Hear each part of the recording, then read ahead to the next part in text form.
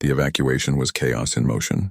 Captain Yuna's security forces moved through the caves, pulling out researchers and equipment as fast as possible. The weapon's influence made it harder. People didn't want to leave.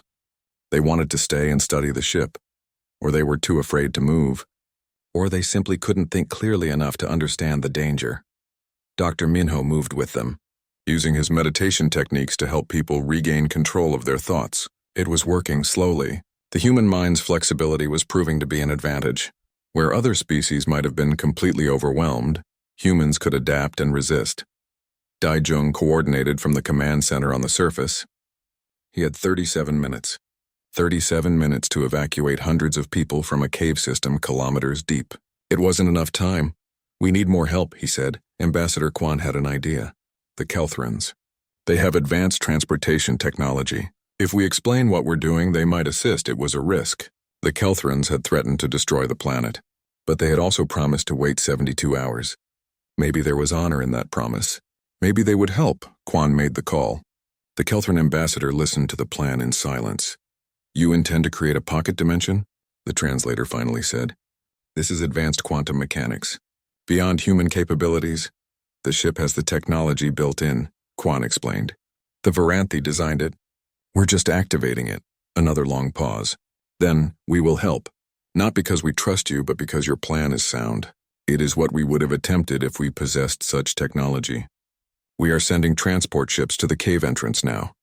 The Kelthron ships arrived within minutes, sleek vessels that defied normal physics. They deployed gravity platforms that could lift dozens of people at once, carrying them quickly through the cave passages. What would have taken hours was reduced to 20 minutes. Jiwan was one of the last to evacuate. She didn't want to leave, insisted she needed to record more data, document everything. Daejung had to physically drag her away. "This is the discovery of the century," she protested. "It won't matter if you're dead," he said firmly. As they emerged from the caves, Daejung saw the full scope of the operation. The Kelthron transport ships formed a perimeter around the cave entrance. Human security forces had established a safety zone. Medical teams were treating people affected by the weapon's influence.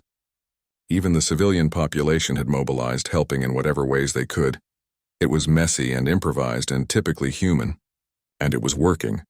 Daejung checked his chronometer. 12 minutes until the overload sequence began. Everyone was out of the caves. Now they just had to wait and hope that Velkara could complete the final steps. Hana found him in the crowd. She had been released from the medical center, still weak but recovering. She hugged him tightly. "You did it," she said. "You crazy, stupid mechanic. You actually did it." "Not yet," he said.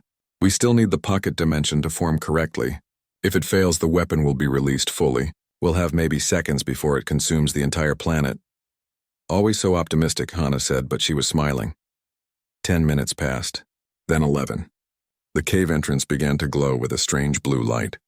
The same blue as the symbols on Voidwalker's hull. The light grew brighter and brighter. "It's working," Jiwan breathed, watching her scanner readings. "The quantum field is forming. Energy levels are off the scale." The ground began to shake. A deep rumble came from beneath their feet, growing louder. People backed away from the cave entrance. The Kelthron ships adjusted their positions, ready to evacuate everyone if needed. Inside the caves, Velkara guided the process with ancient skill and determination. The void crystals were overloading exactly as planned, releasing energy that had been stored for millennia. That energy was being channeled into a single point, creating a tear in the fabric of reality itself. The weapon sensed what was happening. It fought back, trying to spread its influence faster to escape before the trap closed. Dark tendrils of energy reached out from the caves, touching minds, creating fear and anger. People screamed and ran, but the humans held. Dr. Minho and his team moved through the crowd, helping people resist. Captain Yuna's forces maintained order. Ambassador Quan coordinated with the Kelthrons to ensure everyone stayed safe. Even the civilians helped, supporting each other, refusing to let the fear take control. This was humanity's strength, Daijung realized. Not technology or power, but the ability to work together in crisis. The ability to adapt and resist and keep trying even when things seemed impossible. The blue light from the cave became blinding. A sound filled the air, not heard but felt. It was the sound of reality tearing, of space folding in on itself. The pocket dimension was forming. Deep inside the caves, Velkara felt the quantum field stabilize. It was working. The weapon was being pulled into the pocket dimension, trapped in a bubble of frozen time. Soon it would be sealed forever.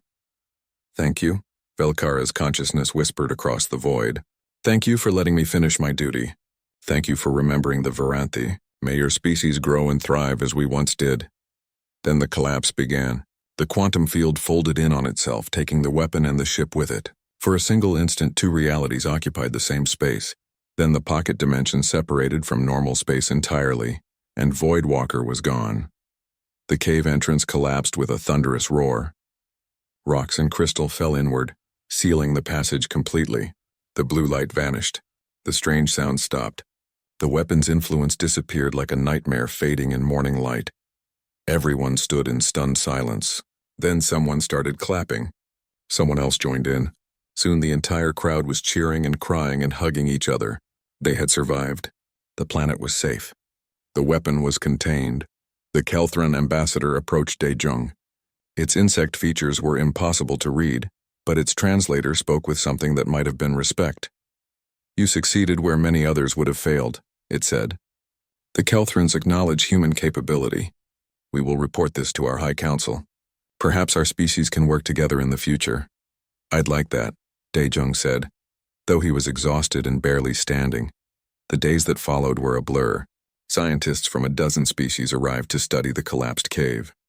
G1 became famous overnight, her paper on the Varanthi revolutionizing xenoarchaeology. Captain Yuna received commendations from both Earth and the Galactic Council. Dr. Minho's meditation techniques were adopted by psychiatric programs across human space. Hana recovered fully and returned to her work, though she admitted she was taking a break from studying ancient weapons. "I think I'll focus on alien plants for a while," she said. "Plants are nice. Plants don't try to destroy your mind." Ambassador Quan oversaw the creation of a memorial at the cave site. It was a simple monument of white stone with words in a dozen languages, including "Reconstructed Varanthi." To the Varanthi, who gave everything to save others.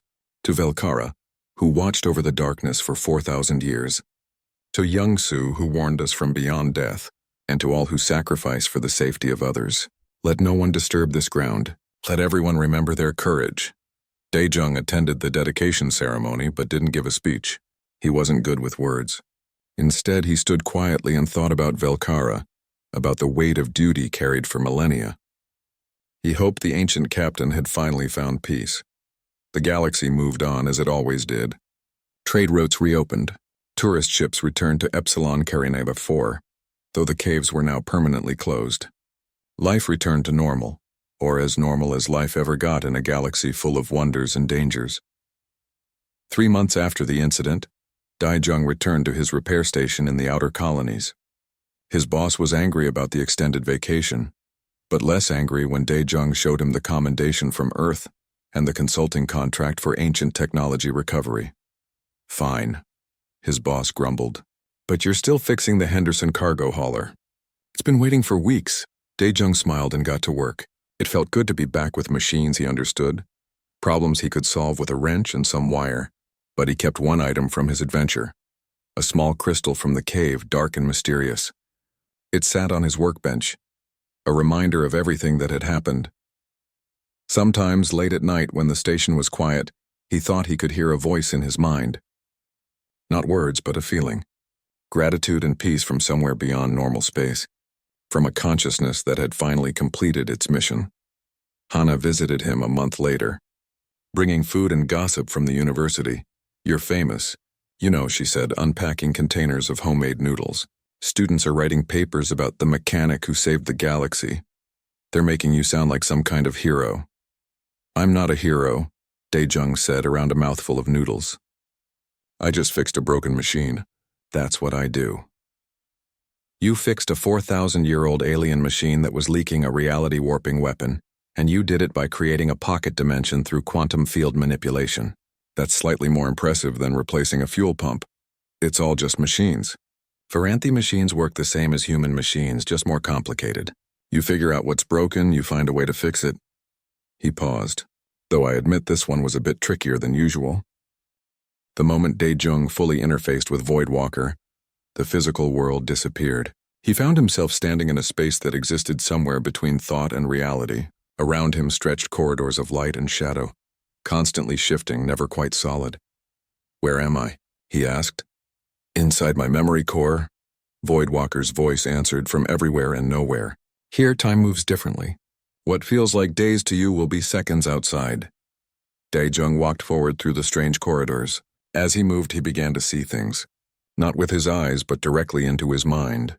He saw the Varanthi civilization at its peak. Their cities were magnificent, built from materials that shifted color with the sun. They were artists and scientists, philosophers and engineers. They had reached a level of advancement that humans could only dream about. Then he saw the weapon arrive. It came from nowhere, a fragment of something older than stars. The first builders had created it eons ago, before any current civilization existed. They had been trying to create the ultimate power, a way to reshape reality through pure thought. Instead, they had created something that fed on thought and turned it into destruction. The weapon had come to the Varanthi worlds and began to spread. At first it was subtle. People had dark thoughts that became real. A moment of anger would create a fire. A flash of hatred would kill. The Varanthi tried to fight it, but fighting made it stronger. Every soldier who thought about destroying the weapon gave it more power. "We had to stop thinking about it," Voidwalker explained. "That was the key. The weapon fed on attention, so we created ships like me, run by uploaded consciousnesses that could resist the weapon's influence through meditation and focused thought.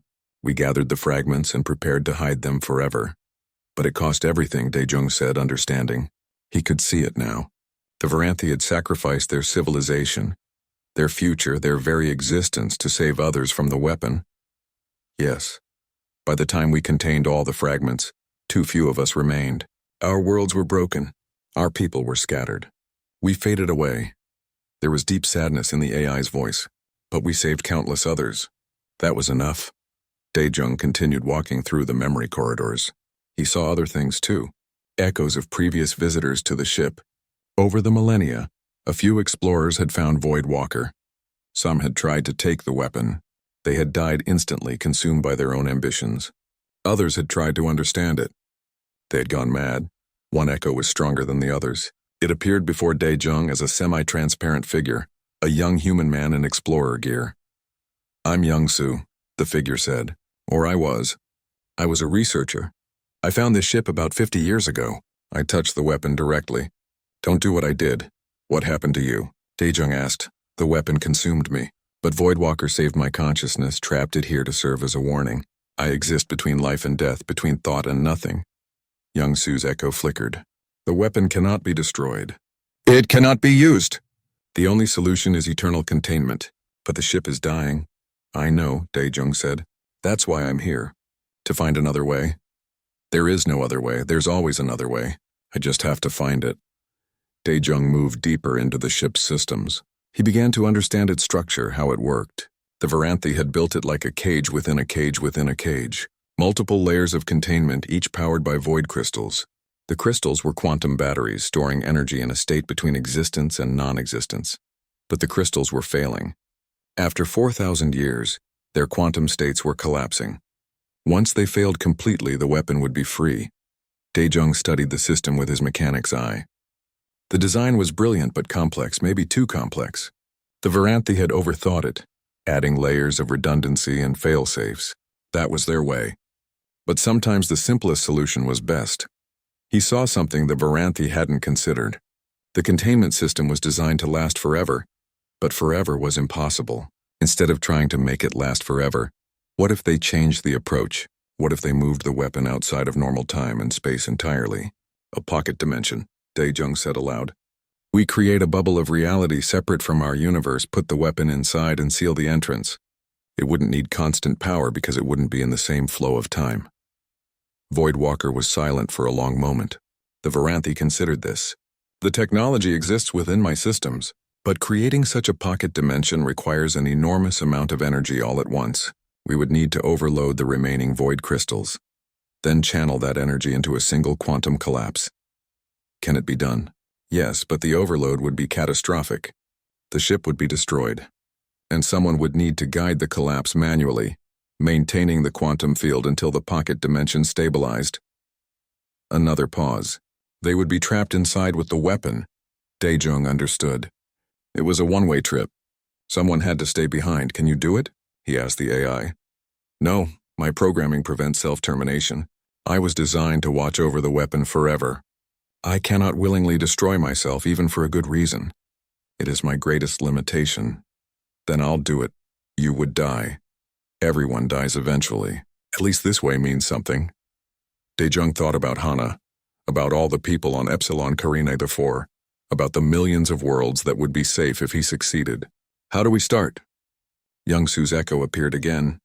Wait, there might be another way.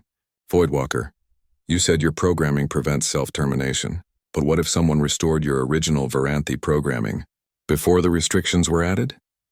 The AI seemed to consider this. My core code is locked. To access it would require Varanthi biosignatures and authorization codes that no longer exist.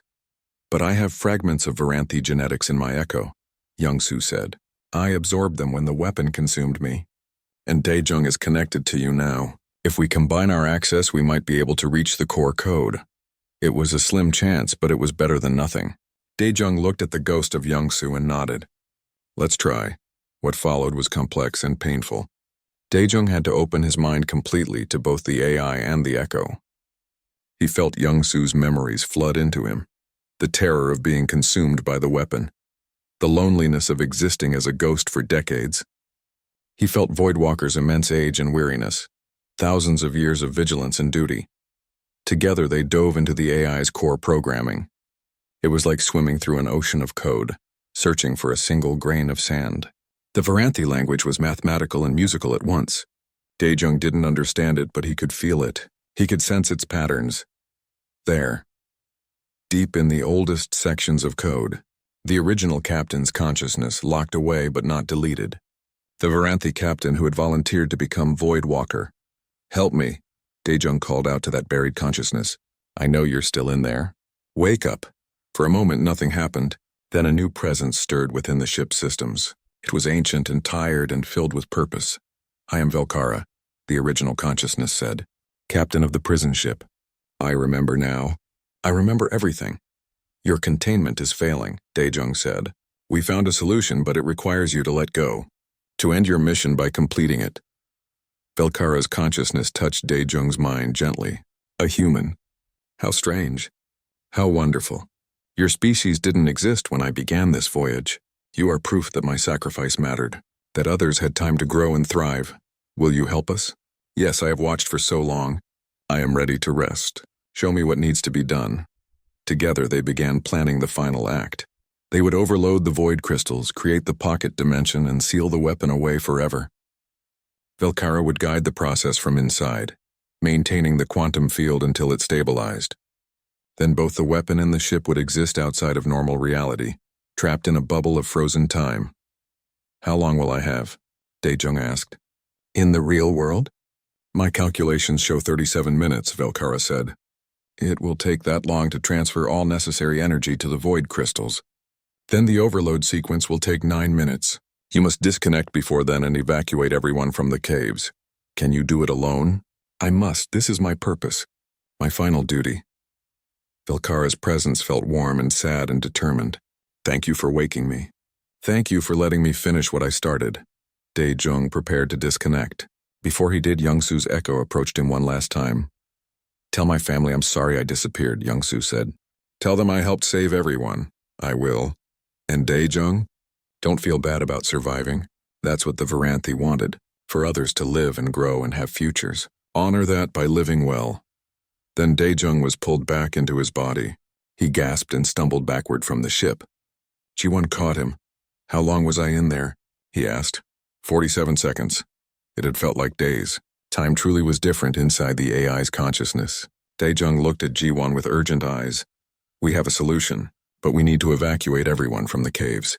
Right now. We have less than 40 minutes. Dr. Minho arrived on Epsilon Carinae IV 3 days after the discovery. He was a psychiatrist who specialized in treating spacers with long-term isolation issues. What he found at the research camp was far beyond his normal work. The 3 affected researchers were strapped to medical beds, sedated, but still muttering. Their thoughts had turned dark and violent. Worse, their violent thoughts were becoming real. One researcher had thought about fire, and small flames had appeared in the air around him.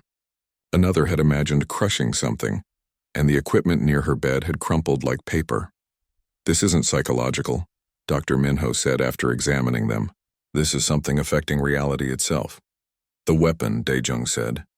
He had been spending hours each day connected to Void Walker, learning everything he could from the AI.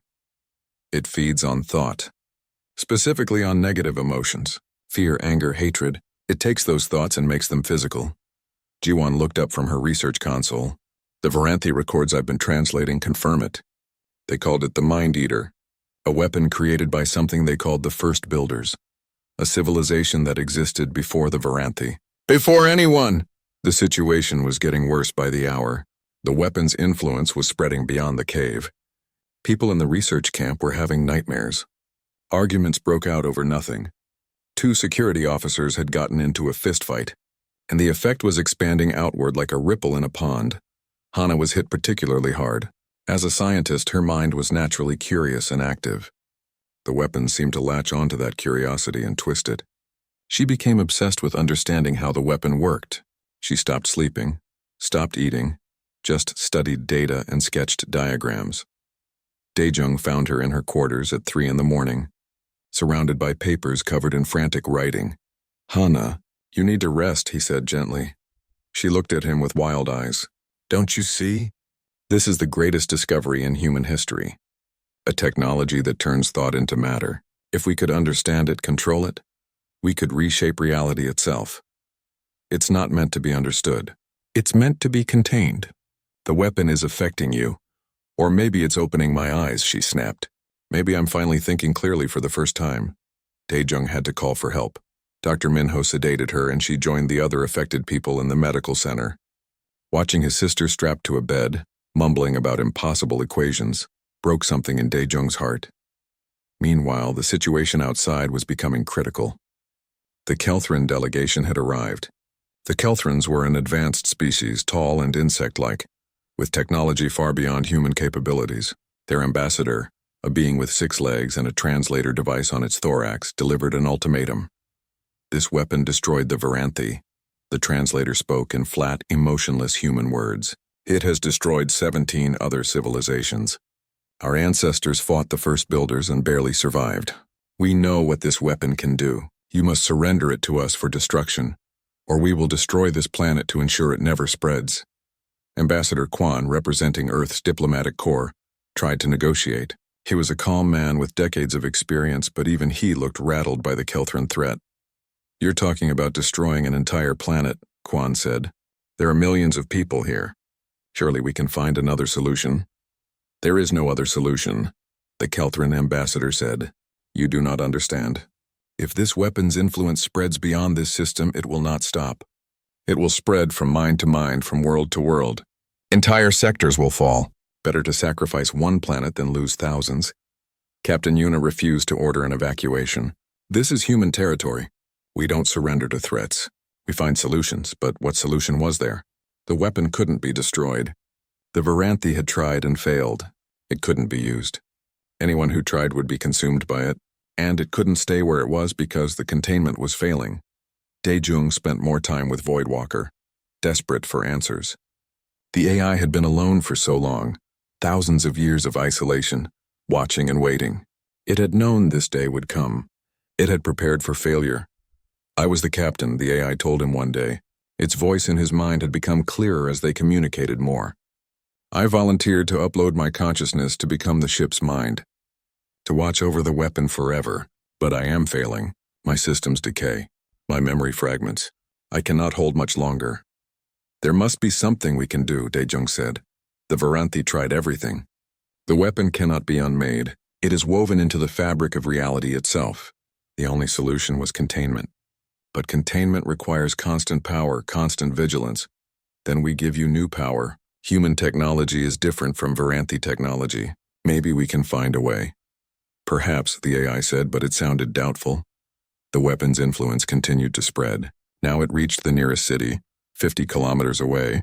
Reports came in of riots and mass panic.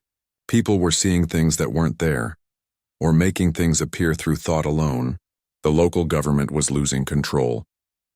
Ji-won worked frantically to understand the Varanthi records. She had discovered that the ship itself was designed as a cage, with multiple layers of energy fields and quantum locks. But each layer was powered by an exotic energy source that was running dry. The Varanthi used something they called void crystals, she explained to the emergency council. Crystals that could hold nearly infinite energy. But after 4,000 years, even infinite has limits, and can we make more? Captain Yuna asked. No. The knowledge of how to create them died with the Varanthi. Dr. Minho had better news. Through meditation and mental exercises, he had found a way to help people resist the weapon's influence. It wasn't perfect, but humans seemed to have an advantage. Their minds were more flexible, more adaptable than many other species. They could recognize the intrusive thoughts and push them away. It's like mental immunity, Minho explained.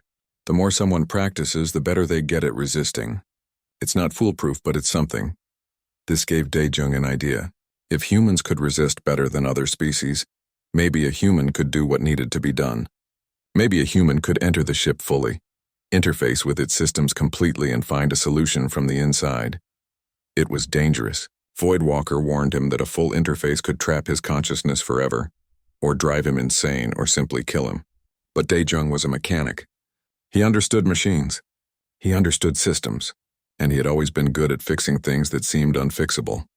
I'm going in, he announced to the council. That's suicide, Captain Yuna said. Maybe. But doing nothing is definitely death for everyone on this planet. Probably death for everyone in this sector. Dae-jung looked around the room at the exhausted faces. The Varanthi sacrificed their entire civilization to contain this thing. The least I can do is risk one life to finish their work. Ambassador Quan studied him carefully. You understand this might not work? That you might die for nothing? I fix spaceships for a living, Dae-jung said with a slight smile. Half the time I'm risking death for nothing. At least this time it matters. The Kelthran ambassador received the news of his plan with what might have been respect. It was hard to tell with insect faces. Humans are foolish, the translator said, but brave. We will delay our attack. You have 72 hours. 72 hours to save a planet. 72 hours to understand technology. Thousands of years beyond human knowledge. 72 hours to succeed where an entire advanced civilization had failed. Dae-jung visited Hana in the medical center before he left. She was awake, partially recovered through Dr. Minho's techniques, though still restrained for safety. You're doing something stupid, she said weakly. I can tell by your face. When have I ever done anything stupid? He asked. Every day of your life. She managed a small smile. Be careful. I'm always careful, liar. He squeezed her hand and left before his courage could fail him. Outside the medical center, Ji-won was waiting with equipment. She would monitor his vital signs from outside while he interfaced with the ship. If something went wrong, she would pull him out. Probably. They walked into the caves one more time. The bioluminescent crystals seemed dimmer now, as if the weapon's influence was draining the life from everything around it. The massive cavern felt different, too. The air was thick and heavy. Reality itself seemed unstable. Voidwalker waited in the center, ancient and patient and dying. Dae-jung approached and placed both hands on the hull. I'm ready, he said. Then let us begin, the AI responded. And let us hope that human stubbornness is enough to succeed where Varanthi wisdom failed. The next 12 hours passed in a blur of questions and chaos. Dae-jung and Hana had made their way back to the surface and reported what they found. At first, the local authorities thought they were making up stories. Then Taemin confirmed that 2 tourists had indeed disappeared from his group. Then the scanner data was examined. Within hours, Epsilon Carinae 4's small colonial security force had quarantined the entire cave system. Captain Yuna arrived at the site with every officer she had, which wasn't many. Epsilon Carinae 4 was a quiet tourist world. The biggest crime they usually dealt with was drunk vacationers or petty theft.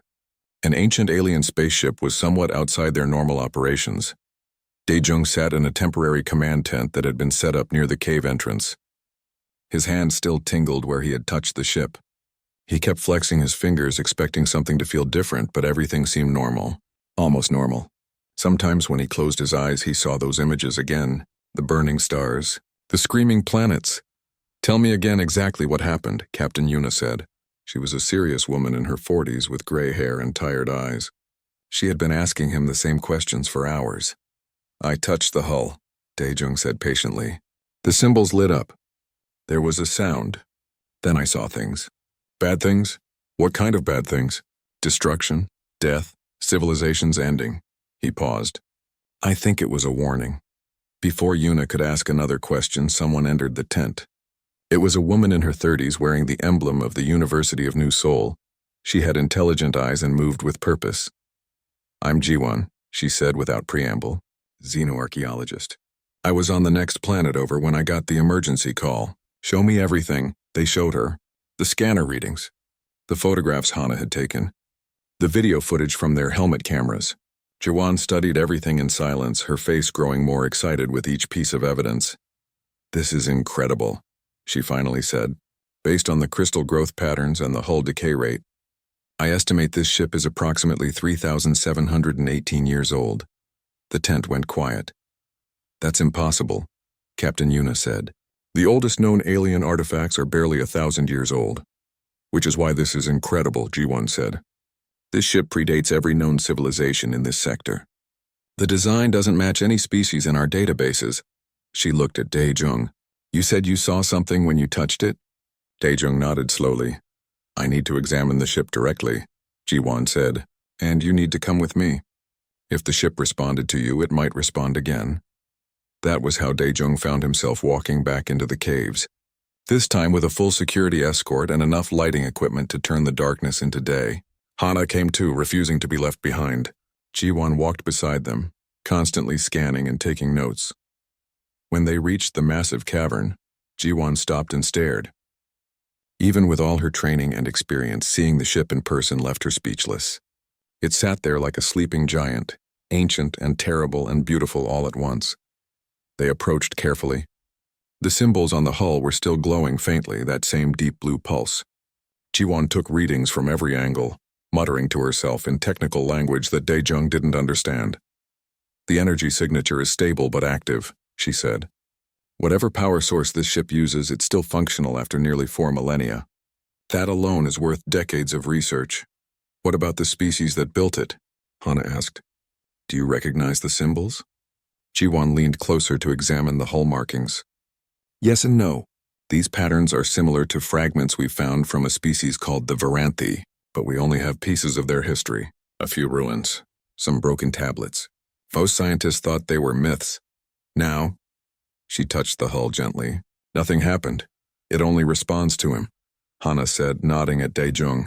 Everyone looked at him. Daejung sighed. He didn't want to touch the ship again. The first time had been disturbing enough, but he could see the need in Jiwon's eyes, the determination in Yuna's face. They needed answers, and he was apparently the only one who could get them. He stepped forward and placed his palm on the hull. This time was different. The symbols glowed brighter, but there was no painful flood of images. Instead, he heard a voice. It spoke in a language he didn't know, yet somehow he understood it. The words formed in his mind rather than his ears. Contact established. Identifying species. Unknown configuration. DNA structure unfamiliar. Classification. New species. Designation required. It's talking to me, Daejung said quietly. What's it saying? Jiwon asked urgently. It's trying to identify what I am, what humans are. I don't think it knows about us, the voice continued. Warning. Primary containment showing decay. Secondary systems offline. Tertiary protocols failing. Prison integrity at 47%. Recommendation. Immediate evacuation of all sentient life forms within 10,000 kilometers. Prison? Daejung said aloud. This is a prison ship? The voice seemed to hear him. Affirmative. This vessel is designated Voidwalker, Varanthi Prison Transport 7. Current cargo, 1 first builder weapon. Danger level, extinction class. Current status, containment failing. Daejung pulled his hand back quickly. His heart was pounding. He looked at the others. We need to leave. Right now. Everyone needs to leave this planet. What did it say? Captain Yuna demanded. It's a prison ship. It's carrying some kind of weapon. And whatever's keeping that weapon contained is breaking down. Dae-jung looked at the ancient vessel with new understanding and fear.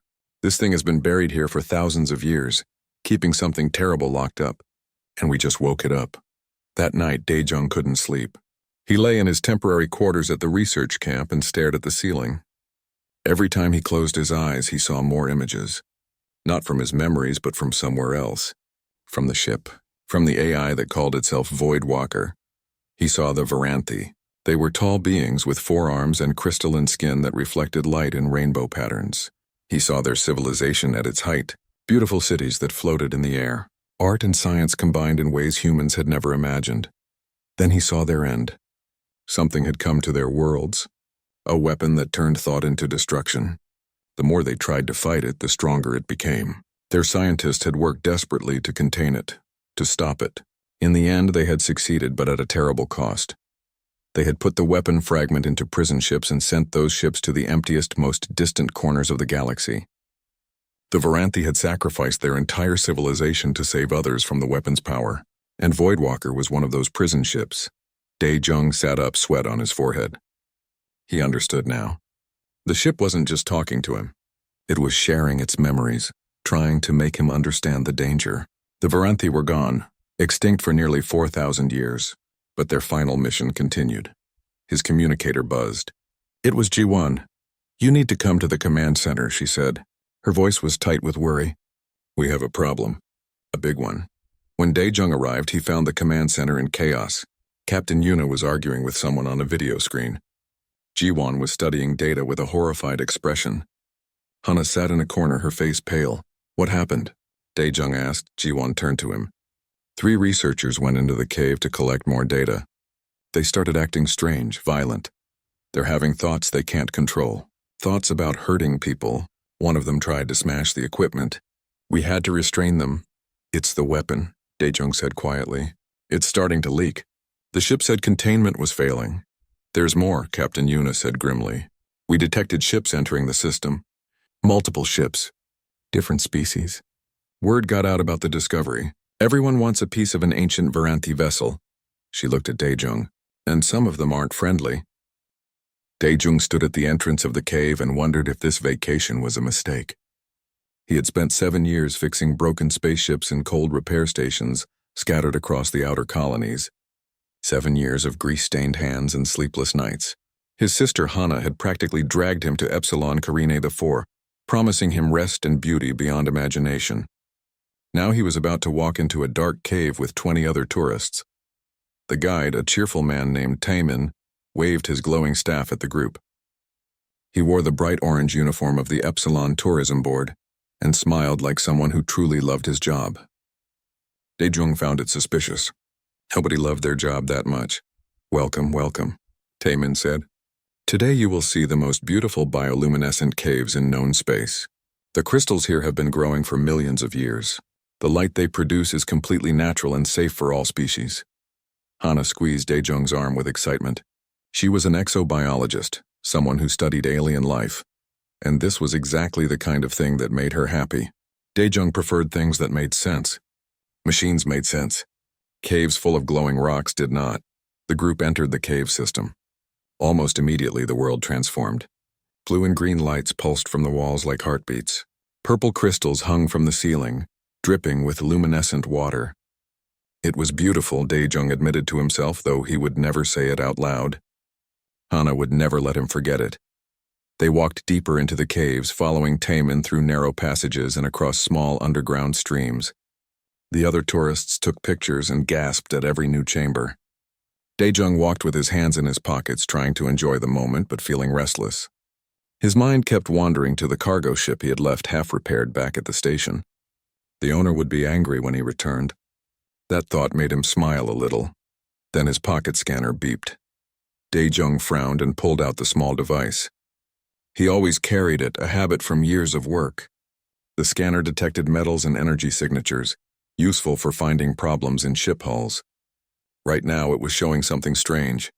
There was a massive metallic object somewhere nearby, deeper in the cave system. He looked around. The tour group was moving forward, following Taemin into another chamber. Nobody had noticed his scanner. Dae-jung looked at the readings again. Whatever was down there was big. Really big, bigger than any natural metal deposit should be. His curiosity won. He had never been good at ignoring mysteries, especially mechanical ones. Dae-jung slipped away from the group, following a side passage that branched off from the main path.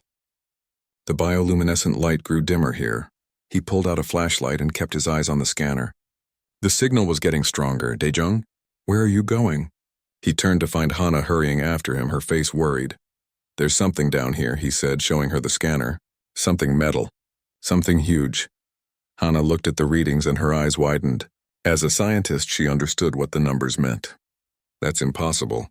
This cave system was surveyed years ago. They would have found anything like this. Maybe they didn't look deep enough, Dae-jung said. He was already walking again, following the passage downward. Hana hesitated for only a moment before following him. She had always been curious, and that curiosity was stronger than her common sense.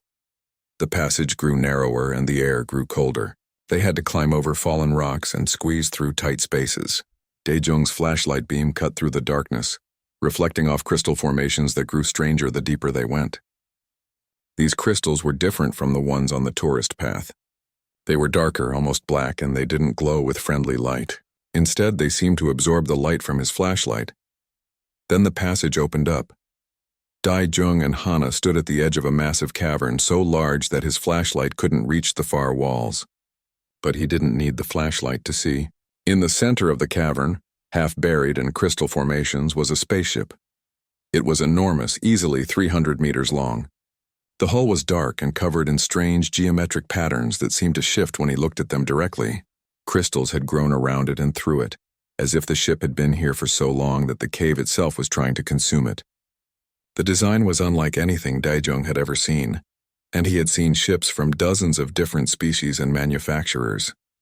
"Oh my God," Hana whispered. "What is that?"